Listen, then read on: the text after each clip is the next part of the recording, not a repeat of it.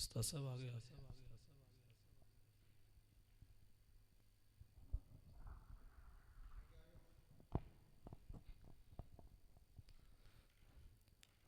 أعوذ بالله من الشيطان الرجيم.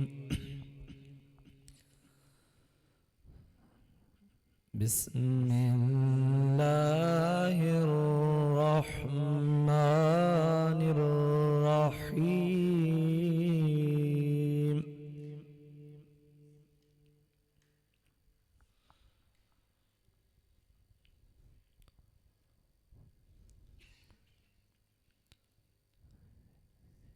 إن المتقين في ظلال وعيون.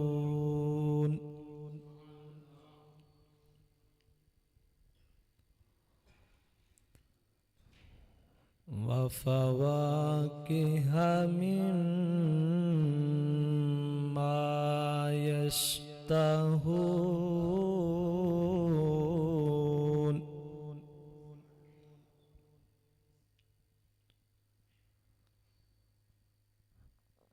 كلوا واشربوا هنيئا بما كنتم تعملون.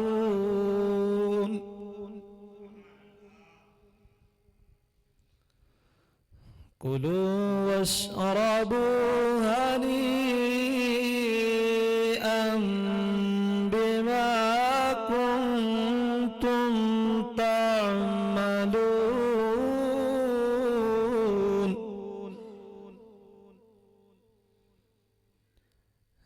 إنا كذلك نجزي المحسنين.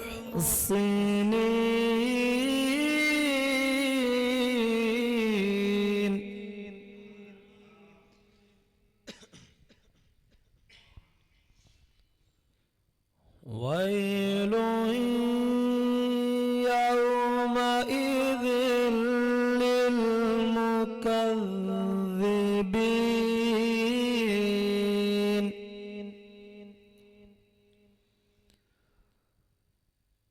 كلوا واشربوا هنيئا بما كنتم تعملون.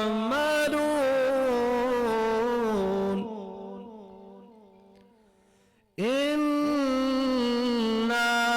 كذلك نجزي المحسنين.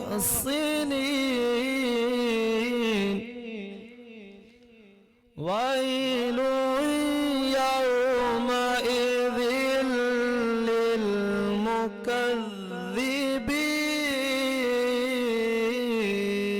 للمكذبين. كلوا وتمتعوا قليلا إنكم مجرمون.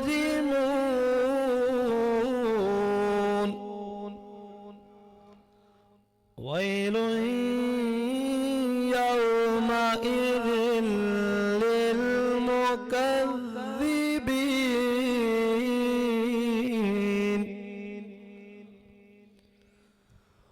وإذا قيل لهم اركعوا لا يركعون.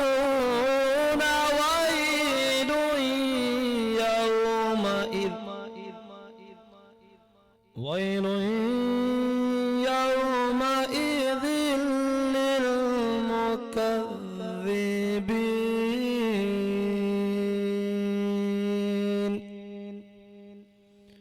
وإذا قيل لهم اركعوا لا يركعون. وإذا قيل لهم اركعوا لا يركعون.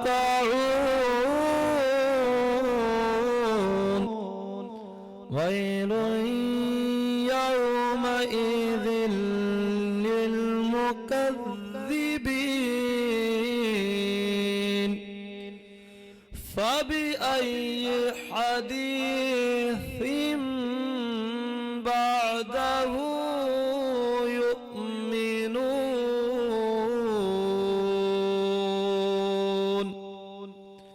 آمنت بالله صدق الله العظيم وصدق رسوله النبي الكريم.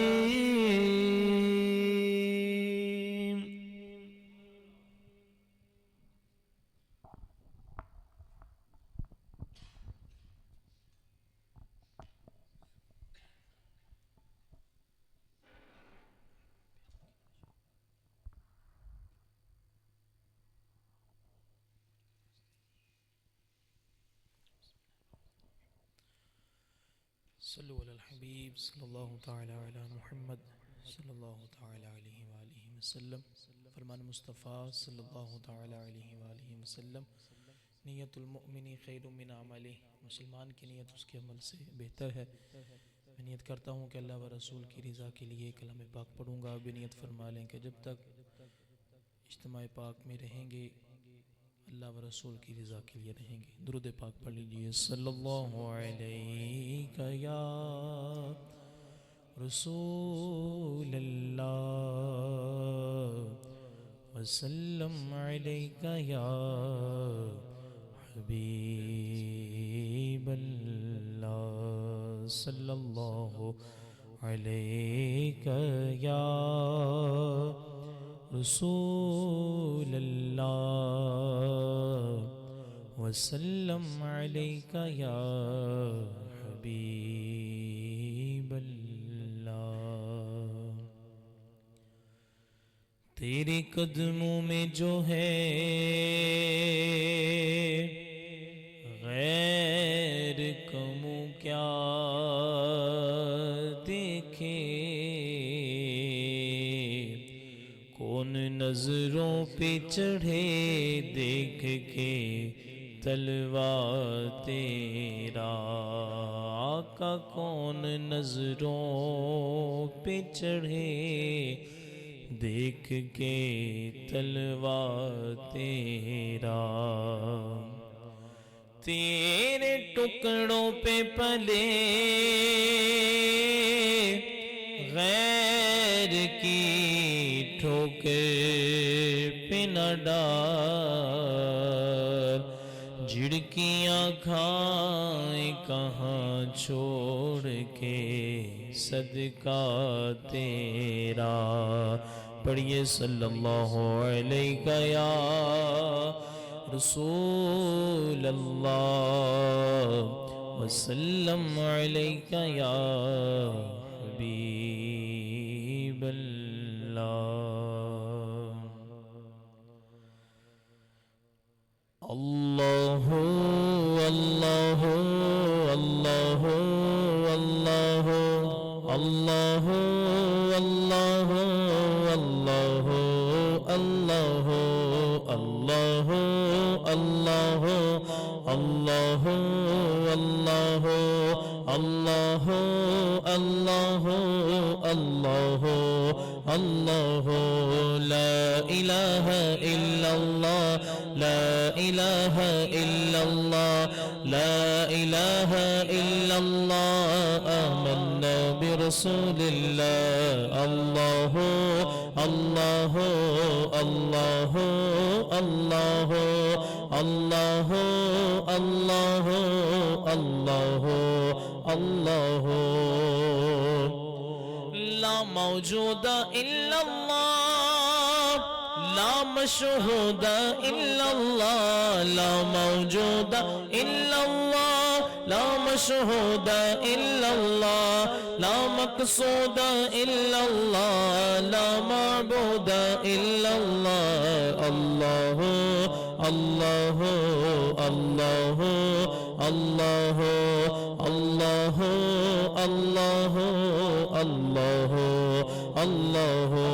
لا إله إلا الله لا إله إلا الله لا إله إلا الله آمنا برسول الله کھل جائیں در جنت کے دوزخ کی سب آگ بجھے کھل جائیں در جنت کے دوزخ کی سب آگ بجھے دل سے کوئی ایک بار کہے لا الہ الا اللہ اللہ اللہ اللہ اللہ اللہ اللہ اللہ اللہ لا الہ الا اللہ لا الہ الا اللہ لا الہ الا اللہ آمنا برسول اللہ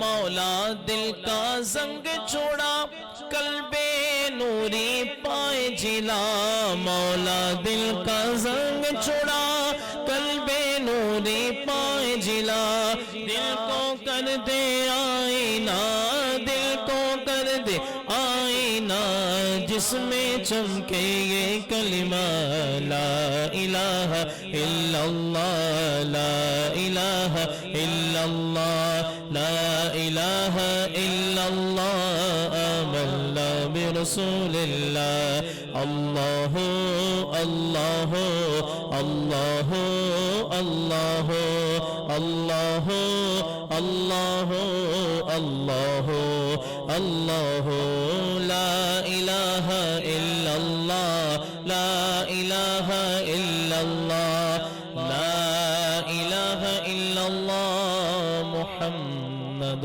رسول اللہ صلی اللہ تعالی علیہ وسلم تھوڑا آگے تشریف لے آگے آگے آ جائیں قریب قریب آ جائیں آپ بھی آگے ہو کے آ جائیں تشریف لیں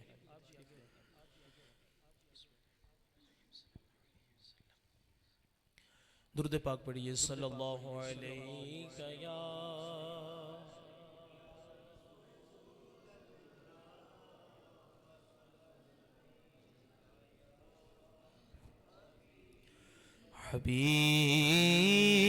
حبیب اللہ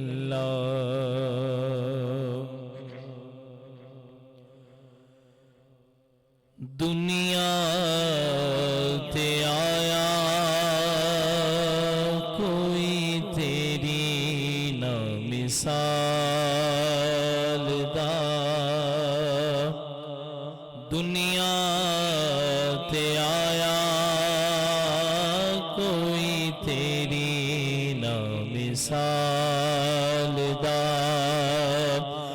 میں لب کے لے آواں کتھوں میں لب کے لے آواں کتھوں سونا تیرے نال دا دنیا تے آیا کوئی تیری نہ مثال دا چہرہ تیرا نور ونڈے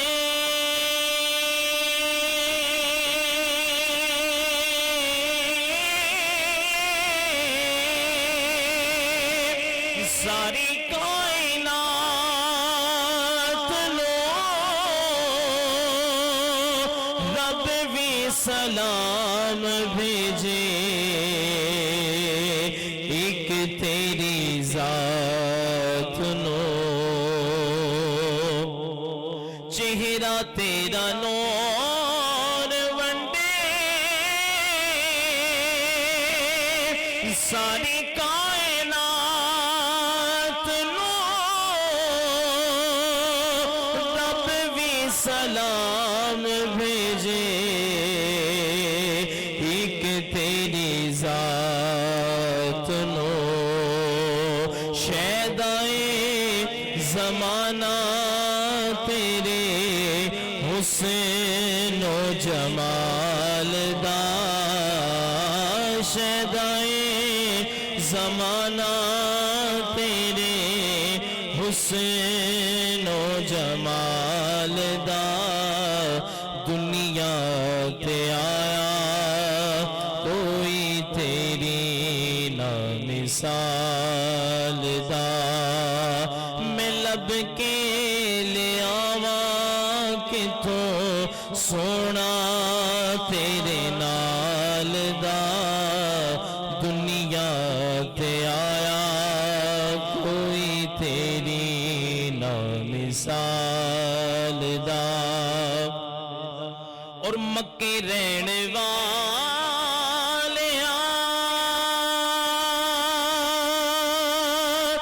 مدینے آنے والیاں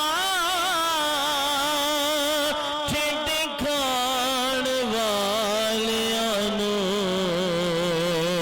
سینے لان والیاں مکے رہن والیاں مدینے آنے والیاں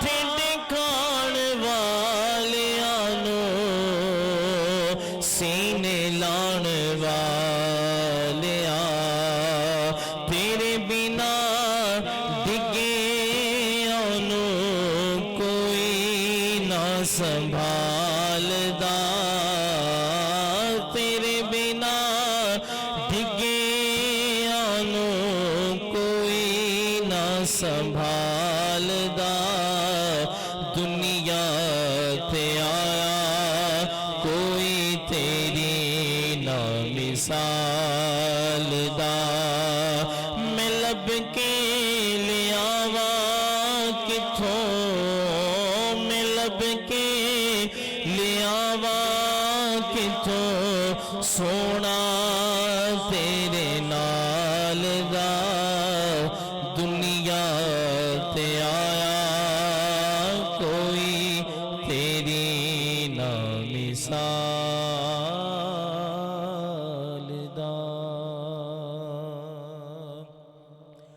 آخر دے وچ ختم پاک دے حوالے نال محفل پاک کے اس دنیا تو ہر ایک نے جانا ہے اس حوالے نال دو اشعار پنجابی کلام دے سماعت فرماؤ شاعر نے کی کیا صلو علی الحبیب صلی اللہ تعالی علی محمد صلی اللہ علیہ وسلم کوئی اج ٹریا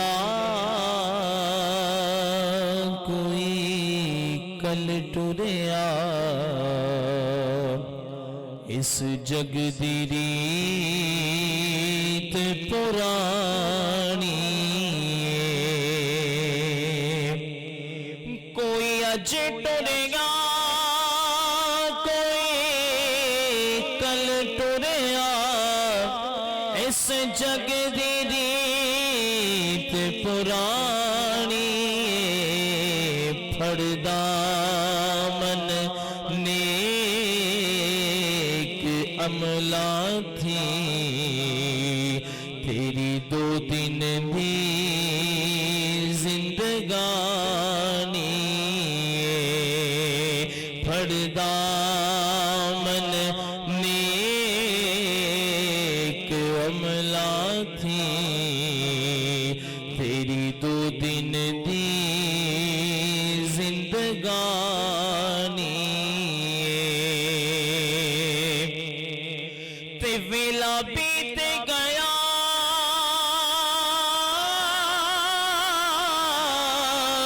تے روے گا ہنجوا دے دھونے دھوے گا ویلا بیت گیا تے روے گا ہنجوا دے دھونے دھوے گا پیچھے مڑ کے آنے نہیں آنا جڑا بنیوں لگے آ پانی پیچھے مڑے کہ اونے نہیں آنا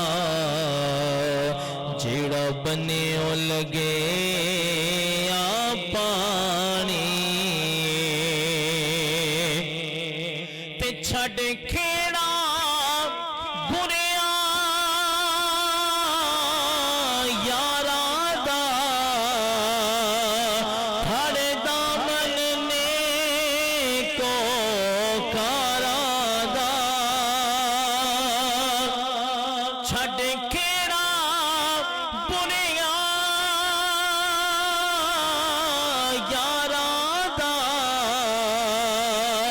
پھڑ دامن نیکو کاراں دا نہیں رہنا حسن بہاراں دا ہر چیز نیازی فانی نہیں رہنا حسن بہاراں دا ہر چیز نیازی فانی کوئی اج ٹریا کوئی کل ٹریا اس جگ دی ریت پرانی پڑدا من نیک عملہ تھی تیری دو دن دی زندگانی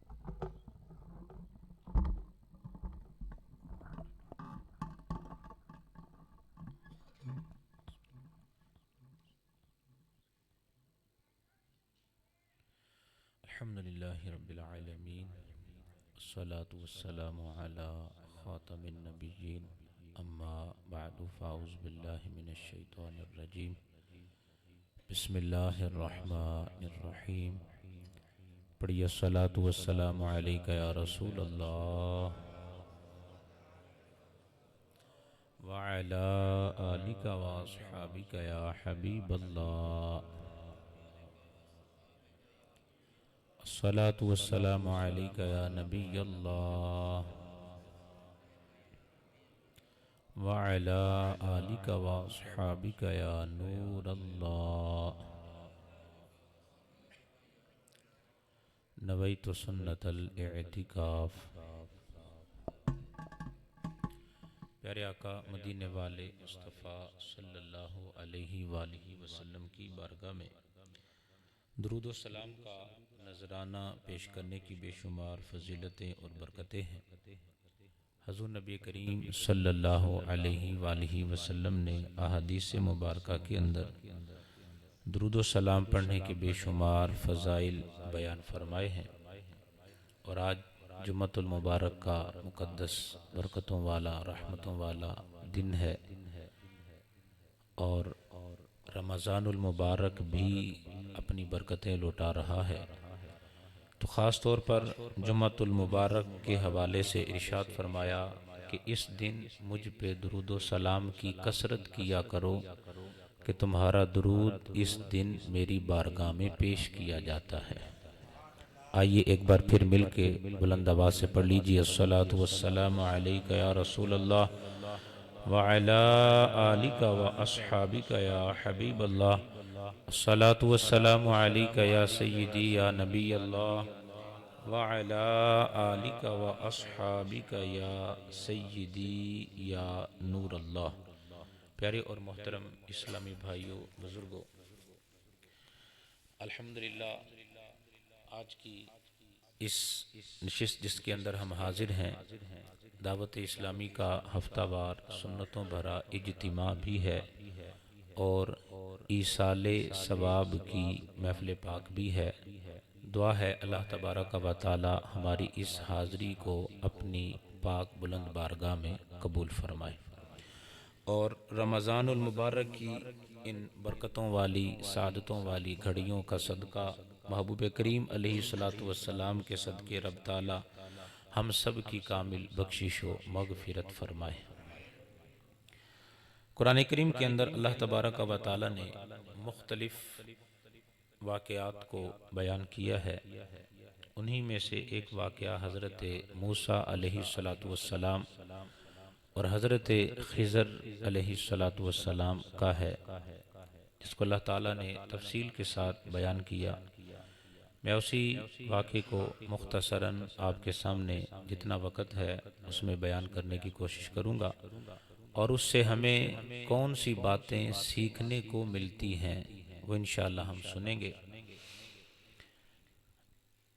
حضرت موسیٰ علی نبینا و علیہ السلام آپ نے رب تعالیٰ کی بارگاہ میں عرض کی کہ اے مولا، کیا کوئی ایسا بندہ بھی ہے جس کا علم مجھ سے زیادہ ہو؟ تو رب تعالیٰ کی بارگاہ سے جواب ملا، ہاں ہمارا ایک بندہ ہے، اس کا علم آپ سے زیادہ ہے۔ تو حضرت موسیٰ علی نبینا و علیہ السلام نے رب تعالیٰ کی بارگاہ میں عرض کی، مولا میں تیرے اس بندے سے ملنا چاہتا ہوں۔ تو رب تعالیٰ کی بارگاہ سے پیغام ملا کہ ٹھیک ہے، آپ ان سے ملاقات کے لیے جائیے اور فلاں جگہ پر آپ پہنچ جائیں، وہاں آپ کی ان سے ملاقات ہوگی۔ اجازت مل گئی۔ حضرت موسیٰ علی نبینا و علیہ السلام نے اپنے خادم کو ساتھ لیا اور سفر کا آغاز ہوا، اور آپ نے ایک مچھلی توشہ دان کے اندر رکھ لی اور اپنے خادم سے فرمایا کہ جب یہ مچھلی کود کر پانی میں چلی جائے تو مجھے بتا دینا، وہی ہمارا مقام ہے۔ سفر شروع ہوا۔ سفر کے دوران ایک جگہ آپ نے محسوس کیا کہ اب کچھ دیر آرام کر لینا چاہیے۔ آپ آرام کے لیے لیٹ گئے۔ خادم جاگ رہا ہے، اور یہ وہ مقام تھا کہ جہاں مچھلی کود کر پانی کے اندر چلی گئی، مگر خادم جو کہ دیکھ رہا تھا، جب حضرت موسیٰ علیہ السلام بیدار ہوئے تو اس خادم کو بتانا یاد نہیں رہا۔ سفر آگے شروع ہو گیا۔ تھوڑی دور جا کر حضرت موسیٰ علیہ السلام نے فرمایا کہ ہمیں بھوک محسوس ہوتی ہے، کچھ کھانے کے لیے دو۔ تو اب اس خادم کو یاد آیا کہ حضرت وہ مچھلی تو وہ جس جگہ ہم ٹھہرے تھے وہاں کود کر پانی میں چلی گئی تھی۔ تو آپ نے ارشاد فرمایا وہی تو ہمارا اصل مقام اور منزل تھی۔ خیر آپ واپس تشریف لے کر آئے، اور اس مقام پر حضرت خضر علیہ السلام کے ساتھ آپ کی ملاقات ہوئی، تعارف ہوا۔ تو آپ نے ارشاد فرمایا کہ عالیجہ میں کچھ وقت آپ کے ساتھ گزارنا چاہتا ہوں۔ حضرت موسیٰ علیہ السلام نے فرمایا کہ میں کچھ وقت آپ کے ساتھ گزارنا چاہتا ہوں۔ تو حضرت خضر علیہ السلام فرمانے لگے، آپ میرے ساتھ رہنے کی استطاعت نہیں رکھتے۔ اب آپ نے یہ ارشاد فرمایا۔ اب یہاں میں دو چیزیں آپ کی بارگاہ میں عرض کرنا چاہتا ہوں۔ پہلی بات تو یہ ہے، حضرت خضر علیہ السلام آپ کے حوالے سے علماء کی دو رائے ہیں۔ ایک رائے تو یہ ہے کہ آپ اللہ کے ولی تھے، اور دوسری رائے اور معتبر اور درست اور اصح قول جو ہے وہ یہ ہے کہ آپ اللہ کے نبی ہیں۔ وجہ کیا ہے؟ سادہ سی بات میں آپ کے سامنے عرض کرتا ہوں۔ حضرت موسیٰ علیہ السلام اس لیے وہاں تشریف لے کر گئے کہ ایسے بندے سے ملاقات کرنی ہے جس کا علم مجھ سے زیادہ ہے، اور یاد رکھیے ولی کا علم نبی سے زیادہ نہیں ہوتا۔ ولی کا علم نبی سے زیادہ ہاں ایک نبی کا علم دوسرے نبی سے زیادہ ہو سکتا ہے، مگر ولی کا علم کبھی بھی نبی سے زیادہ نہیں ہوتا۔ حضرت موسیٰ علیہ السلام تشریف لے کر گئے علم کے لیے، تو لہٰذا علماء نے اس چیز کو بیان کیا کہ اصح ترین قول یہی ہے کہ حضرت خضر علیہ السلام اللہ کے نبی ہیں۔ دوسری بات، حضرت خضر علیہ السلام نے کیا فرمایا کہ آپ میرے ساتھ رہنے کی استطاعت نہیں رکھتے۔ قرآن نے اس چیز کو بیان کیا۔ سوال یہ پیدا ہوتا ہے ایسا کیوں؟ یاد رکھیے اللہ تبارک و تعالیٰ کا عمومی جو ایک قاعدہ اور قانون ہے، رب تعالیٰ کسی بھی پیغمبر کو دنیا میں بھیجتا ہے انہیں شریعت عطا فرماتا ہے، اور شریعت کون سی ہوتی ہے؟ ظاہری شریعت۔ کیا مطلب؟ ظاہری اعتبار سے جو چیز سامنے ہے اس کے مطابق فیصلہ ہوگا۔ میں سادہ سی مثال عرض کروں، ایک بندہ ہمارے سامنے کلمہ پڑھتا ہے، مسلمانوں والے کام کرتا ہے، تو ہم اسے کیا سمجھیں گے؟ مسلمان ہے، یعنی ہم اس کے ظاہر پر بات کریں گے۔ اب اندرون خانہ کیا ہے اس پر بات کرنے کی ہمیں ضرورت نہیں ہے، ہم نشانیاں دیکھیں گے، مسلمانوں والی نشانیاں۔ اب یہ ایک دستور ہے، اور اللہ تبارک و تعالیٰ نے انبیاء کرام علیہم السلام کو عمومی طور پر جو شریعت عطا فرمائی ظاہری شریعت، اور حضرت خضر علیہ السلام کو اللہ تعالی نے باطنی شریعت عطا فرمائی۔ باطنی شریعت کا مطلب کیا؟ جو حقیقت میں ہے اس کے مطابق فیصلہ کرنا۔ جیسا کہ آگے جو واقعات آئیں گے اس سے آپ کو سمجھ آئے گی کہ باطنی شریعت کا مطلب کیا ہے۔ تو عام طور پہ جو قانون ہے وہ ظاہری شریعت، اور حضرت خضر علیہ السلام کو باطنی شریعت، اور سرکار علیہ السلام کی شان یہ ہے اللہ نے ظاہری شریعت بھی عطا کی ہے، باطنی شریعت بھی عطا کی ہے، دونوں شریعتیں عطا فرمائی، اور آپ نے دونوں کے لحاظ سے فیصلے فرمائے۔ اب جب یہ حضرت خضر علیہ السلام نے فرمایا کہ علی جا آپ میرے ساتھ رہنے کی استطاعت نہیں رکھتے، تو موسیٰ علیہ السلام فرمانے لگے کہ میں آپ کی کسی بات پہ اعتراض نہیں کروں گا، آپ مجھے اپنے ساتھ رکھیں، میں آپ کی کسی بات پہ اعتراض نہیں کروں گا۔ سفر شروع ہو گیا، اس بات پہ بات طے ہو گئی کہ کسی بات پہ اعتراض نہیں ہوگا۔ دونوں ہستیاں کشتی کے اندر تشریف فرما ہوئے، کشتی چلی۔ قرآن کہتا ہے کہ حضرت خضر علیہ السلام نے کشتی کے پھٹوں میں عیب ڈال دی، پھٹے توڑ دیے۔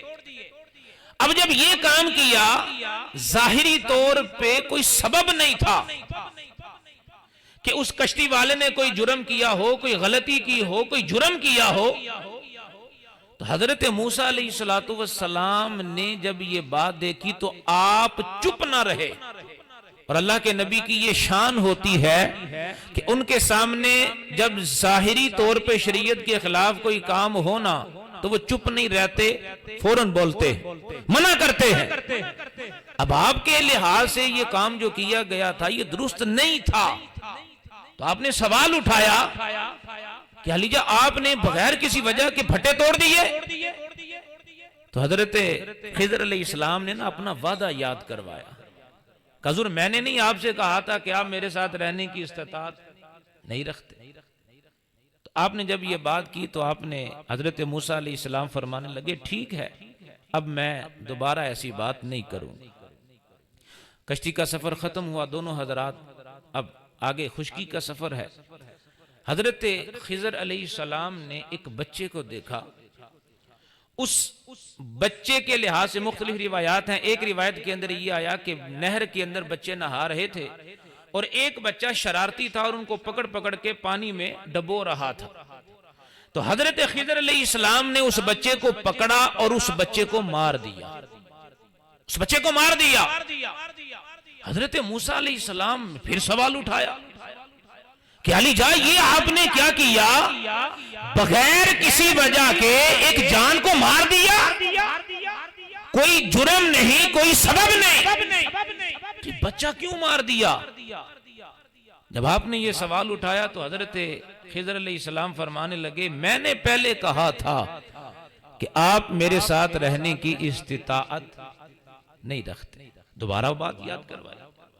تو حضرت موسیٰ علیہ السلام فرمانے لگے ٹھیک ہے، میں اب ایسی بات نہیں کروں گا۔ اور حضرت خضر علیہ السلام فرمانے لگے کہ علی جا اب اگر اس طرح کی کوئی بات ہوئی تو وہ ہمارا آخری لمحہ ہوگا، اس کے بعد ہم اکٹھے نہیں رہیں۔ سفر آگے شروع ہوا، ایک بستی میں پہنچے۔ اس زمانے میں دستور یہ تھا جو بھی لوگ باہر سے آتے مہمان ہوتے ان کی آؤ بھگت کی جاتی، مہمان نوازی کی جاتی، خاطر مدارت کی جاتی، حال احوال پوچھا جاتا، لوگ خیال رکھتے تھے۔ لیکن وہ بستی والے بڑے عجیب لوگ تھے، انہوں نے کوئی مہمان نوازی نہیں کی۔ حضرت موسیٰ علیہ السلام کو یہ بات بھی بڑی عجیب لگی کہ عجیب لوگ ہیں، ہم باہر سے آئے ہیں، مہمان ہیں ان کے، اور یہ کوئی مہمان نوازی نہیں، تو آپ کو عجیب لگا۔ خیر جب بستی سے باہر کی طرف نکلے تو آگے ایک دیوار تھی، دیوار گرنے والی ہے۔ حضرت خضر علیہ السلام آگے بڑھے، آپ نے اپنے ہاتھ سے دیوار کو سیدھا کر دیا۔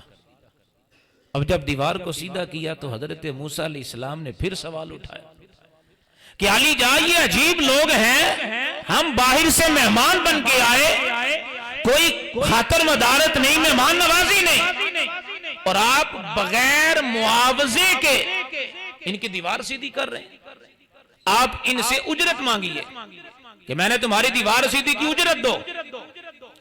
تو حضرت خضر علیہ السلام فرمانے لگے کہ بس یہ ہمارا آخری لمحہ ہے، اس کے بعد ہم مزید اکٹھے نہیں رہ سکتے، لیکن ہاں جدا ہونے سے پہلے میں آپ کو بتاؤں گا کہ جو 3 کام میں نے کیے ہیں، کیوں کیے؟ اپنی مرضی سے نہیں کیے، خدا کے حکم سے کیے، اپنی مرضی سے نہیں کیے۔ پہلا جو کام میں نے کیا، میں نے کشتی کے پھٹوں کو توڑ دیا، عیب ڈالا۔ اس کی وجہ کیا ہے کہ یہ جو کشتی چلانے والے مزدور ہیں، ان کے روزگار کا یہی ایک ذریعہ ہے، اور یہ کشتی چلاتے ہیں، مزدوری کرتے ہیں، اپنا پیٹ پالتے ہیں، اس کے علاوہ ان کا اور کوئی ذریعہ نہیں ہے۔ لیکن یہاں مسئلہ یہ ہے کہ یہ جس طرف سفر کرتے ہیں آگے ایک ظالم حکمران ہے، وہ کشتی جو صحیح سلامت ہو، خوبصورت ہو، بادشاہ وہ کشتی پہ قبضہ کر لیتا ہے۔ اب میں نے دیکھا کہ یہ کشتی خوبصورت ہے، صحیح سلامت ہے، اب اگر یہ اس طرف سفر کریں گے بادشاہ ان کی کشتی پہ قبضہ کر لے گا اور ان بیچاروں کا روزگار کا سلسلہ ختم ہو جائے گا۔ تو میں نے کشتی میں عیب ڈال دیا ہے، خدا کے حکم سے کشتی میں پانی نہیں آئے گا اور ان مزدوروں کے روزگار کا سلسلہ بھی چلتا رہے گا۔ تو اب بتائیے میں نے کیسا کام کیا؟ میں نے تو ٹھیک کیا ہے کہ ان کا روزگار بچا رہے۔ اور دوسرا کام جو میں نے کیا، میں نے اس بچے کو مارا اپنی مرضی سے نہیں، خدا کے حکم پہ مارا ہے۔ اور کس لیے مارا ہے؟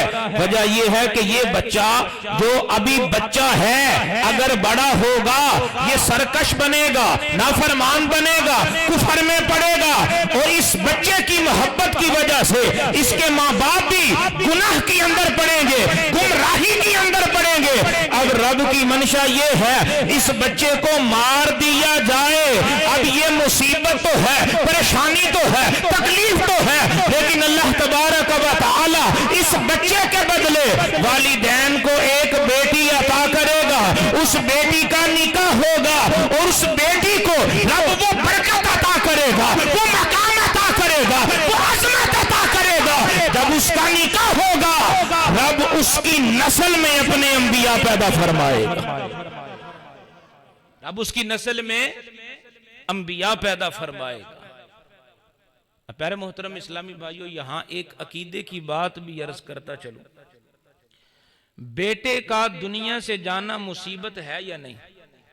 بولیے ذرا، پریشانی ہے، تکلیف ہے، دکھ بھی ہوتا ہے، افسوس بھی ہوتا ہے، لیکن یاد رکھیے ان والدین کے لیے بیٹے کا دنیا سے جانا ہی بہتر تھا۔ بیٹے کا دنیا سے، اگر بیٹا زندہ رہتا تو کفر میں پڑتا، ماں باپ کو بھی ڈالتا، اور بیٹا چلا گیا تو ان کا ایمان بچ گیا۔ کچھ لوگ ہیں وہ کہتے ہیں کہ اگر ولی مدد کرتے ہیں تو سیلاب میں اتنے بندے کیوں مارے گئے؟ توجہ فرمائیے گا. اگر ولی مدد کرتے ہیں، اگر داتا صاحب مدد کرتے ہیں، خواجہ غریب نواز فریاد سنتے ہیں، غوث پاک فریاد رسی کرتے ہیں، تو زلزلے میں اتنے بندے کیوں مارے گئے؟ سیلاب آیا اتنے بندے کیوں جو ہے وہ ڈوب گئے، مر گئے، مکانات تباہ ہو گئے؟ وہ یہ سوال اٹھاتے ہیں اور ثابت یہ کرنا چاہتے ہیں کہ ولی مدد نہیں کرتے، ولی سنتے نہیں ہیں. اللہ اکبر. پیارے محترم اسلامی بھائیوں، قرآن کی اس آیت سے ہمیں اصول یہ پتہ چلا، ہمارا معیار اور ہے، رب کے ہاں قاعدہ قانون اور ہے. رب کے ہاں قاعدہ قانون. بیٹے کا دنیا سے جانا پریشانی ہے، مصیبت ہے، تکلیف ہے، مگر اس کا جانا ہی بہتر ہے، مگر اس کا جانا ہی بہتر ہے.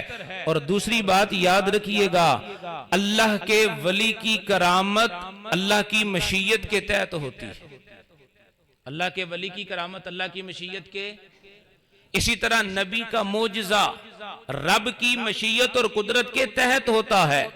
جب رب چاہتا ہے تو معجزہ ظاہر ہوتا ہے، اور جب رب چاہتا ہے تو ولی کرامت ظاہر کرتا ہے.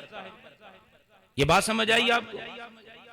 اب یاد رکھیے گا، اگر کوئی یہ اعتراض کرے کہ اگر ولی مدد کرتے ہیں تو ایسا کیوں ہوا، فلاں بندہ کیوں مرا، فلاں مرید تھا کیوں فوت ہو گیا، تو سوال یہ پیدا ہوتا ہے، کیا سرکار نے انگلی کے اشارے سے چاند دو ٹکڑے نہیں کیا؟ ڈوبے سورج کو عصر کے وقت پہ بلایا، اپنا مبارک لعاب دہن لگا کر مولا علی کی آنکھوں کو ٹھیک کیا، اپنا مبارک لعاب دہن لگا کر صحابہ کی ٹوٹی ہوئی بازوؤں کو جوڑا، اپنے مبارک لعاب دہن سے صحابہ کی پریشانیوں کو دور کیا، دعائیں کی، رب نے بارش نازل فرمائی. آپ بتائیے کیا صحابہ پہ کبھی پریشانی نہیں آئی؟ کیا صحابہ جنگوں میں شہید نہیں ہوئے؟ اب اگر کوئی عقل کا مارا یہ کہے کہ سرکار علیہ الصلوۃ والسلام کی شان تو یہ ہے کہ ڈوبے سورج کو عصر کے وقت پہ بلا لیتے ہیں، انگلی کے اشارے پہ چاند دو ٹکڑے کر دیتے ہیں، تو صحابی جنگوں میں شہید کیوں ہو رہے ہیں؟ صحابہ بیمار کیوں ہو رہے ہیں؟ دنیا سے کیوں جا رہے ہیں؟ تو یہی سادہ سی بات ہے. اس عقل کے مارے کو یہ کہا جائے گا کہ جب رب نے چاہا سرکار نے معجزہ ظاہر کیا، لیکن یہ عالم اسباب ہے، یہ دنیا ہے، جب رب چاہے گا تو معجزہ ظاہر ہوگا. اور اس دنیا کے اندر رہنا ہے تو دنیا کے احکامات بھی باقی رہیں گے. اسی طرح اللہ کے ولی مدد کرتے ہیں، فریاد رسی کرتے ہیں، رب نے انہیں طاقت بھی عطا کی ہے، رب نے اختیارات بھی عطا کیے ہیں، وہ مدد بھی کرتے ہیں، لیکن مدد اسی وقت ہوتی ہے جب رب چاہتا ہے. اور اللہ اپنے ولیوں کو اختیار عطا کرتا ہے، اپنے ولیوں کو عظمت عطا کرتا ہے. اور اگر کسی کو سمجھ نہیں آتی تو قرآن پڑھ لیجئے. حضرت سلیمان علیہ السلام ہے، آپ ارشاد فرما رہے ہیں مجھے ملکہ بلقیس کا تخت چاہیے. کون تخت لے کر آتا ہے؟ تو جن نے اس وقت کہا تھا آپ کی مجلس ختم ہونے سے پہلے وہ تخت آپ کی بارگاہ میں آئے گا، مگر حضرت سلیمان فرما رہے ہیں مجھے اس سے بھی جلدی چاہیے. تو قرآن کہہ رہا ہے وَقَالَ الَّذِي عِنْدَهُ عِلْمٌ مِّنَ الْكِتَابِ أَنَا آتِيكَ بِهِ قَبْلَ أَن يَرْتَدَّ إِلَيْكَ طَرْفُكَ. حضرت سلیمان علیہ السلام کی بارگاہ میں بیٹھنے والے اس ولی کو، اس بندے کو رب نے یہ طاقت عطا کی ہے، اختیار عطا کیا ہے، یہ عظمت عطا کی ہے. وہ عرض کر رہے ہیں عالی جا پلک جھپکنے سے پہلے تخت آپ کی بارگاہ میں حاضر ہو. اور آگے قرآن کہتا ہے جب دیکھا تو تخت سامنے پڑا ہے. کتنی دیر میں؟ ذرا ایک بار پلک جھپکیے گا، کتنی دیر لگی؟ تخت سامنے ہے. اور وہ ولی ہیں حضرت سلیمان علیہ السلام کی امت کے. اور یاد رکھیے گا نبی افضل ہو تو اس امت کا ولی بھی افضل ہوتا ہے. تو اللہ نے ولیوں کو تو یہ مقام دیا ہے. تو لہٰذا یہ کہنا کہ سیلاب میں لوگ مر کیوں گئے تو زلزلے میں ایسا کیوں ہو گیا، بھئی یہ تمہارے بنائے ہوئے قانون ہیں. رب بہتر جانتا ہے کسے بچانا ہے اور کسے آگے لے کے جانا ہے. اور ہاں ولی کی کرامت رب کی مشیت کے تحت. اب آگے چلیے، تیسرا واقعہ کیا ہوا. حضرت سلیمان علیہ السلام، حضرت خضر علیہ السلام نے دیوار کو سیدھا کیا، اور دیوار کو سیدھا کرنے کی وجہ کیا بیان کی؟ فرمایا کانا ابوہما صالحا. اے حضرت موسیٰ علیہ السلام سے کیا فرما رہے ہیں؟ میں نے دیوار کو سیدھا کیا، کوئی ظاہری سبب اگرچہ نظر نہیں آ رہا، لیکن بات یہ ہے کانا ابوہما صالحا، ان کا باپ نیک آدمی ہے. کن کا باپ نیک آدمی ہے؟ فرمایا میں نے جو دیوار کو سیدھا کیا ہے یہ دیوار گرنے والی تھی، اس کے نیچے یتیم بچوں کا خزانہ ہے. اگر دیوار گر جاتی خزانہ نظر آتا، لوگ آتے خزانہ اٹھا کے چلے جاتے، یتیم بچوں کا حق مارا جاتا. میں نے خدا کے حکم سے دیوار کو سیدھا کر دیا ہے، اب خزانہ محفوظ ہو گیا ہے. جب رب چاہے گا بچے یہاں سے اپنا خزانہ نکال لیں گے. اور اس کی وجہ بیان کرتے ہوئے حضرت خضر علیہ السلام فرما رہے ہیں میں نے دیوار کو اس لیے سیدھا کیا ہے، خزانے کی حفاظت اس لیے کی ہے کیونکہ ان کا باپ نیک آدمی تھا. تو پتہ یہ چلتا ہے اگر باپ نیک ہوگا، باپ متقی ہوگا، باپ پرہیزگار ہوگا، رب کو سجدے کرنے والا ہوگا، رب کو راضی کرنے والے کاموں کے اندر زندگی گزارنے والا ہوگا، نمازیں ادا کرنے والا ہوگا، اس کی نیکی ضائع نہیں جاتی، اس کا عمل ضائع نہیں جاتا، بلکہ اس کی آنے والی نسلوں میں رب نیکی کا فیضان عطا کرتا ہے، رب اس نیکی کو آگے چلاتا ہے. اور علماء فرماتے ہیں وہ جس باپ کی بات ہو رہی ہے وہ ان کا سگا باپ نہیں ہے بلکہ اوپر کسی پشت میں جا کے ان کا باپ ہے. تو پتہ یہ چلتا ہے اگر آج میں نیکی کروں گا، رب کو راضی کرنے والے کام کروں گا، رب کی عبادت کرنے والے کام کروں گا، تو میری آنے والی نسلوں میں نیکی کا اثر ہوگا، آنے والی نسلوں میں رب نیکی کا فیضان عطا کرے گا. جب باپ نیک ہوتا ہے رب اولاد بھی نیک عطا کرتا ہے. جب باپ ایسا ہو جو ایک سیب معاف کروانے کے لیے کئی سال تک باقی رکھوالی کرتا ہے، وہ باپ کیسا عظیم باپ ہے. دریا کے کنارے پہ موجود ہے، ایک سیب تیرتا ہوا آ رہا ہے اور جب بھوک لگی ہے سیب نکال کے کھا لیا، مگر کھانے کے بعد خیال آتا ہے یہ سیب تو میرا نہیں ہے، یہ سیب تو میرا نہیں، میں نے بغیر اجازت کے کھا لیا. اب اسی دریا کے ساتھ ساتھ سفر کرتے ہیں، ایک باغ نظر آتا ہے، سیبوں کا باغ ہے. باغ کے اندر پہنچے، اندر ایک بابا جی موجود ہے. فرمانے لگے کہ بابا جی آپ کے اس باغ کا ایک سیب میں نے کھا لیا ہے، اللہ کی رضا کے لیے معاف کر دیجئے. بابا جی سمجھ گئے جو بندہ ایک سیب معاف کروانے کے لیے آیا ہے یہ کوئی عام بندہ نہیں ہے، یہ متقی ہوگا، پرہیزگار ہوگا، رب کی رضا حاصل کرنے والا ہوگا. جب باغ کی رکھوالی کی ہے تو وہ وہی بزرگ ہے، اپنی بیٹی سے ان کا نکاح بھی کرتے ہیں اور شرط کیا بیان کی ہے؟ بیٹی وہ ہے جس کے ہاتھ بھی خراب ہے، جس کی آنکھیں بھی خراب ہے، جس کے پاؤں بھی خراب ہے. اور جب نکاح ہو جاتا ہے تو وجہ کیا بیان کی؟ حالانکہ بیٹی صحیح سلامت ہے، فرمایا ہاتھ خراب ہونے کا مطلب یہ ہے اس نے اپنے ہاتھوں سے کبھی گناہ نہیں کیا.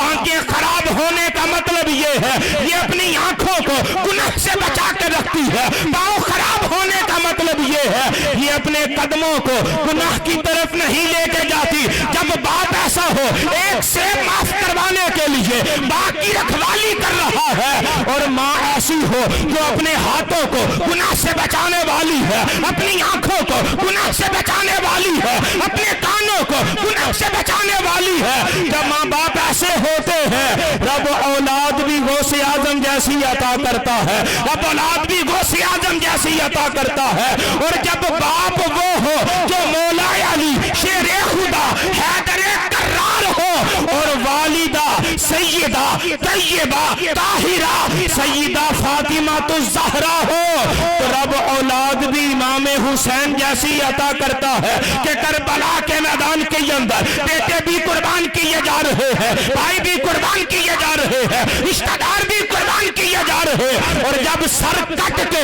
نیزے کی نوک بھی آتا ہے وہاں بھی رب کا قرآن سنایا جا رہا ہے۔ تو آخری بات کیا ہے؟ جب باپ نیک ہوگا، ماں باپ نیک ہوں گے تو نیکی کا اثر آگے چلے گا، اولاد کو فائدہ ہوگا۔ اور میں آخری بات عرض کر کے اپنے بیان کو اختتام کی طرف لاؤں، اولاد نیک ہوگی نا تو ماں باپ کی بخشش کا ذریعہ بن جائے گی، ماں باپ کی نیکی آگے چلے گی، اولاد تک اثر پہنچے گا۔ اولاد کی نیکی بھی رائے گاہ نہیں جاتی، اللہ والدین کی بخشش کا ذریعہ بنا دیتا ہے۔ روایت کے اندر آتا ہے کچا بچہ حمل ساکت ہو جاتا ہے نا، بچہ دنیا میں آیا ہی نہیں، حمل ساکت ہو گیا، قیامت والے دن جب وہ بچہ رب کی بارگاہ میں حاضر ہوگا نا، اب وہ تو دنیا میں آیا ہی نہیں، کوئی گناہ ہے ہی نہیں، وہ مکلف ہی نہیں بنا، وہ تو جنت میں جائے گا، اسے جنت کا حکم ہوگا نا تو عرض کرے گا مولا میں نے یوں نہیں جانا، ماں باپ کو بھی ساتھ لے کے جانا ہے۔ اسے حکم ہوگا تم جاؤ، وہ کہے گا نہیں، وہ جھگڑا کرے گا، رب سے جھگڑا کرے گا، پیار والا جھگڑا، اور بالآخر اتنا عرض کرے گا، رب فرمائے گا ٹھیک ہے تو بھی جنت میں جا، ماں باپ کو بھی ساتھ لیتا جا۔ جب ایک کچا بچہ ماں باپ کی شفاعت کرے گا تو ذرا غور کیجئے، اگر بچہ حافظ قرآن ہو، اگر بچہ عالم دین ہو، اگر بچہ دین سے وابستہ ہو، قرآن سمجھنے والا، پڑھنے والا، پڑھانے والا ہو، متقی پرہیزگار ہو، عالم دین ہو، تو ماں باپ کو اللہ کیا مقام عطا کرے گا۔ تو پیارے محترم اسلامی بھائیو، دونوں چیزیں ہیں، ماں باپ کی نیکی آگے چلے گی اور اولاد کی نیکی ماں باپ کے کام آئے گی۔ آج میں نیک بنوں تاکہ میری اولاد پہ اللہ کا فضل و کرم ہو اور مجھے دیکھ کر وہ بھی نیکی کے رستے پہ چلے۔ ایسا نہ ہو کہ باپ کو دیکھ کر بیٹا شرابی بن جائے، باپ کو دیکھ کے بیٹا چور بن جائے، نہیں، باپ کو دیکھ کے بیٹا نمازی بننا چاہیے۔ اور اگر اولاد نیک ہوئی تو انشاءاللہ آخرت میں مغفرت کا ذریعہ بن جائے گی۔ آئیے دعوت اسلامی کے اس مدنی ماحول میں ہمارے پاس ایک بہترین ذریعہ، اس ماحول میں بچوں کو حافظ بھی بنایا جاتا ہے، عالم بھی بنایا جاتا ہے، اپنے بچوں کو اس نیک ماحول سے وابستہ کریں، اس نیک مدنی ماحول سے وابستہ کریں، حافظ بنائیں، عالم بنائیں۔ الحمدللہ یہاں جامعۃ المدینہ بھی ہے، مدرسۃ المدینہ بھی ہے، اور داخلے بھی جاری ہیں۔ تو آپ کے بچے جو ہیں، جو ماشاءاللہ حافظ، جو بڑی عمر کے ہیں، ان کو جامع میں داخل کروائیں، اور اس سے جو چھوٹے بچے ہیں، پرائمری پاس ہیں، 6 پڑھ لی ہیں، انہیں حفظ میں داخل کروائیں۔ انشاءاللہ تعالی یہی بچے ہماری بخشش و مغفرت کا ذریعہ بنیں گے۔ اللہ تعالی محبوب کریم علیہ السلام کا صدقہ میرا آپ کا خاتمہ ایمان پہ فرمائے، اور اصالِ ثواب کی اس محفل پاک کو قبول فرما کر جن کے اصالِ ثواب کے لیے سجائے گی، اللہ تعالیٰ ان کی کامل بخشش و مغفرت فرمائے۔ آمین بجاہ النبی الامین صلی اللہ علیہ وآلہ وسلم۔